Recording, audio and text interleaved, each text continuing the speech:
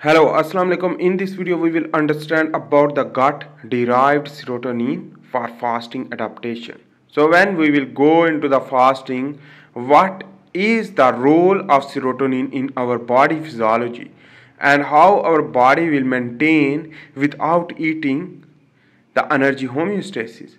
Let's understand about the all story about the serotonin for fasting adaptation because the fasting adaptation is too much important. So when we will go into the starvation, blood brain barrier are present in the brain. So the brain will produce also the serotonin and spinal cord, the peripheral nervous system. But the brain will not cross the blood brain barrier. In this way, the important serotonin production from the another source. Let's understand about that. The energy released from cellular storage is mandatory for survival during fasting. So, in this way, the serotonin will produce from the gut, the digestive system. During the contraction, the movement of the gut, the mobility of the gut will produce the serotonin. Remember, this is the lipolysis will occur due to the serotonin during the fasting. So, do you know about that? Fasting will trigger the lipolysis. So that is why the gut derived serotonin is known as the GDS, which that gut mobility to produce enhance the serotonin into the blood. So that is serotonin work as an endocrine hormone. This serotonin will target to the adipocyte through HTR2B receptor, and in this way basically the platelet stores 5-HT serotonin 95% and other 5% in plasma in the identification through blood analysis. This serotonin will trigger the lipolysis how? Through HTR2 receptor, HTR2B receptor, and also the FGF21 and the glucagon as well as ghrelin also trigger this same function. But we are understanding the serotonin. The free fatty acid release into the blood circulatory system after the lipolysis, and this free fatty acid go into the liver to enhance through a serotonin binding with the receptor, the FBPase and the glucose 6 PAs enzyme enhanced due to the serotonin lead to gluconeogenesis, and in this way the prevent to uptake the glucose and the blood glucose normal level, and it is improve the type 2 diabetes mellitus. Why? Because the insulin is not using, so the insulin receptor will prepare. This is the mitochondria, and this free fatty acid basically convert into the glucose through gluconeogenesis in the liver, and that glucose will choose into the thermogenesis for normal homeostasis of the heat. The biochemistry or synthesis of the serotonin through this mechanism in the intestinal epithelium, the enterochromaffin cell. This basically is the the leotryptophan, which that will convert in the presence of the tryptophan hydroxylase enzyme will lead to produce a 5-hydroxy L-tryptophan.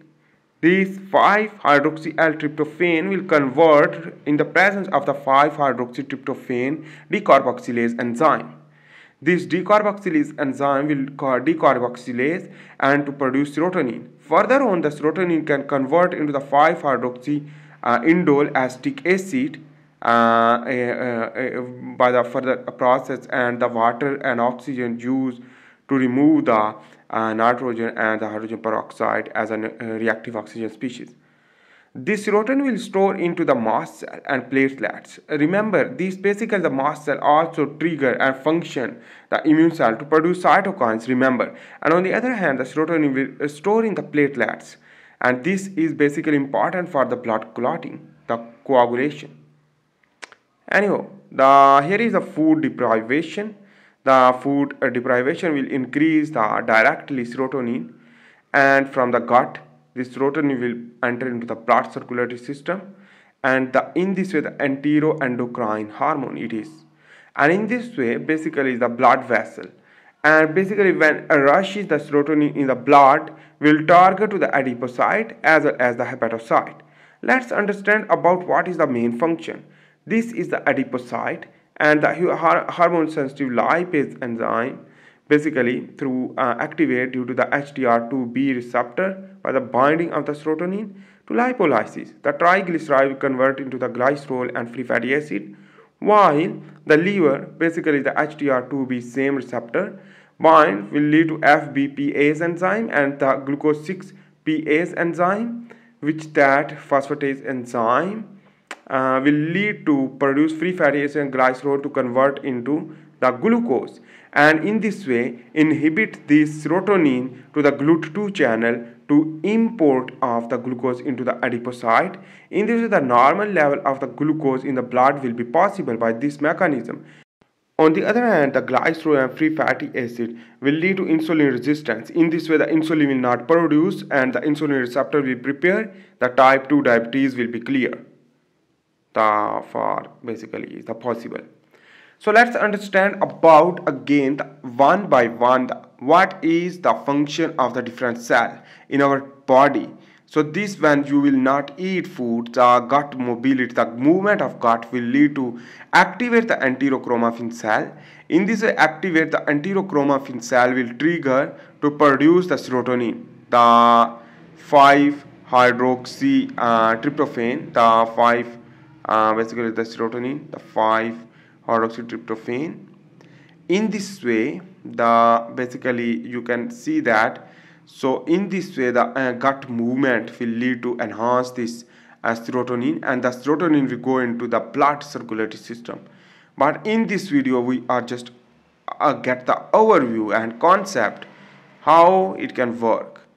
So the serotonin will, when increase, it will target to the fat, it will target to the adipocyte, adipose tissue, brown adipose tissue, or the hepatocyte and myocytes or immune cell. Here is the serotonin will target to the adipocyte, the white tissue, white fat tissue, white adipose tissue. The lipogenesis will trigger, lead to triglyceride and lipolysis will occur by this serotonin. And in this way, the HTR2A receptor is the serotonin receptor, and in this way the fat will be decreased, and in this way the free fatty acid will enter into the blood circulatory system, while the brown adipose tissue will trigger a more heat production by the serotonin. HTR3A receptor will trigger the mitochondrial UCP, the uncoupled protein 1 and 2.